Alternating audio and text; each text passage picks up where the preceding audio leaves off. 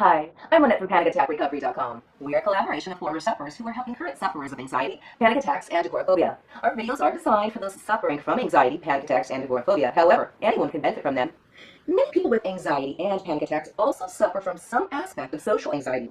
Poor communication with other people can at times be immensely frustrating and can make one more anxious, especially if one is prone to anxiety.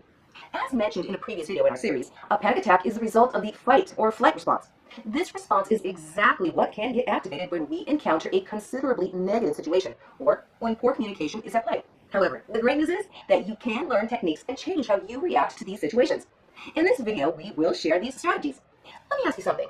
Have you ever observed people who are quite smooth when handling difficult situations involving communication? You may have noticed that they didn't become defensive when faced with criticism.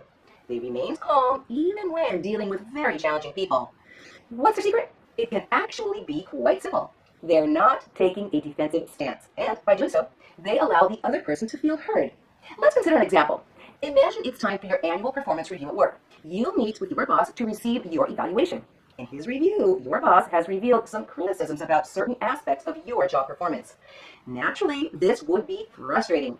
Not necessarily because the criticisms are invalid and not necessarily because the feedback isn't useful. It's because you interpret his feedback as unfair. So you feel the need to defend yourself.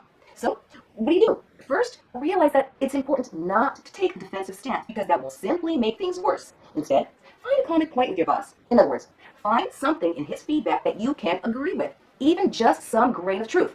For example, let's say that one piece of feedback in your performance appraisal is that you take too long to prepare a certain type of report.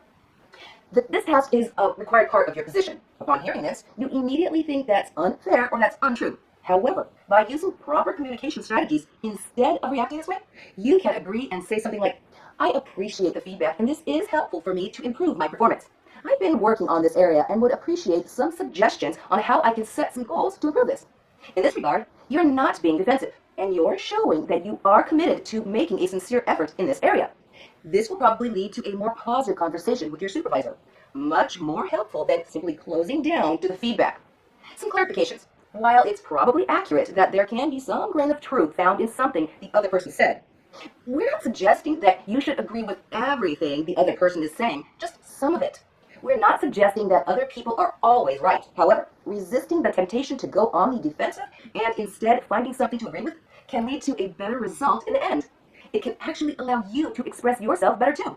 And doing so means that you won't have nearly as much anxiety in such situations. By finding a grain of truth in what the other person is saying, even if it's a small point of agreement, there is at least some agreement. They feel heard, and you're not being defensive.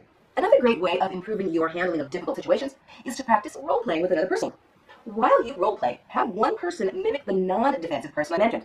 The other person then takes on the role of the critic. You can even mix things up and switch roles. This can be helpful with perspective taking. You might also consider writing out an imaginary dialogue for possible situations in the future. You can practice what you'll say and how you won't be defensive. We aren't suggesting that these strategies always seem easy to employ. However, over time, they become a great skill that can serve to reduce your anxiety while also improving your communication with others.